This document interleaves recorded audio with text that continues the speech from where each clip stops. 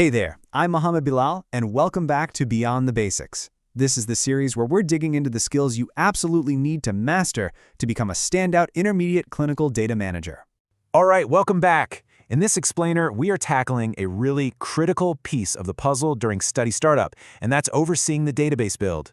You know, getting this right is a huge step in your career, so let's just dive right in. And that's really the core question, isn't it? This is that pivotal moment where you stop just executing tasks and you start taking true ownership of key parts of the study.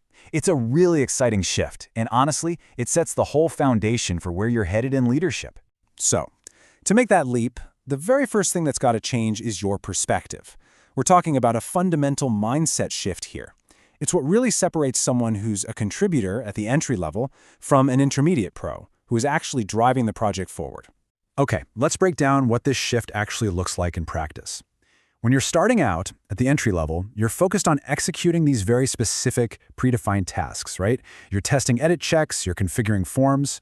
But when you move to that intermediate level, your whole focus shifts to owning outcomes. It's not just about doing the work anymore. Now you're coordinating it, you're reviewing it, and you're making darn sure that the final result hits every single timeline and quality standard. And what this all boils down to is seeing the bigger picture. You're not just looking at one single form or one edit check in isolation. Nope. Now, you are responsible for understanding how every single piece of that database build connects to the protocol, to the data flow, and ultimately to the final study deliverables. So, with that new perspective comes a pretty significant expansion of your day-to-day responsibilities. Let's get into the weeds a bit and look at what you'll actually be doing during this database build phase. Your expanded role really rests on 4 key pillars. You've got requirements gathering, vendor and stakeholder coordination, risk management, and of course, quality oversight. So let's unpack each one of these. Okay, first up, requirements. And look, this isn't just about building case report forms, CRFs. It's about making absolutely sure those CRFs perfectly align with all the core study documents. I'm talking about the protocol, the statistical analysis plan, and all the safety needs. You basically become the final checkpoint that guarantees that alignment. Number 2 is coordination. This is where you become a central hub for communication. You'll be working side by side with your electronic data capture or EDC programmers, the medical coders, the biostats team, and the clinical teams, all to keep that entire build moving along smoothly. And third, we have risk management. This is where you really start to think proactively. You're not just putting out fires and solving today's problems. You're looking ahead.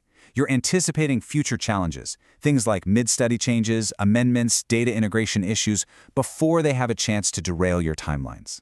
And finally, number 4, quality oversight. You are now the one responsible for reviewing the work. You're ensuring that the user acceptance testing, the UAT, is genuinely thorough, and you're confirming that all the validation documentation is buttoned up, complete, and accurate. This really gets to the heart of it. You're not just another contributor anymore. You are becoming a guardian of the study's data integrity. And yeah, that's a massive responsibility, but believe me, it is incredibly rewarding. Okay, so taking on all these new responsibilities, it takes more than just technical skills, right? It requires a whole new mindset. So let's talk about how you can start building the confidence you need to really think and act like a leader in this role. First things first, own your role. Don't just be a passive observer sitting in meetings. You need to speak up, ask those clarifying questions, suggest improvements. Second, leverage your hands-on experience. All those tasks you did at the entry level, that's your secret weapon. It gives you the perfect foundation to guide others and to spot potential issues way earlier. And third, and this is a big one, shift your focus from just fixing problems to actively preventing them. This is the question that a leader always asks. Instead of just frantically putting out a fire, you take a step back and you think, okay, how can we change our process to make sure this never ever happens again? That process improvement mindset, it's absolutely key.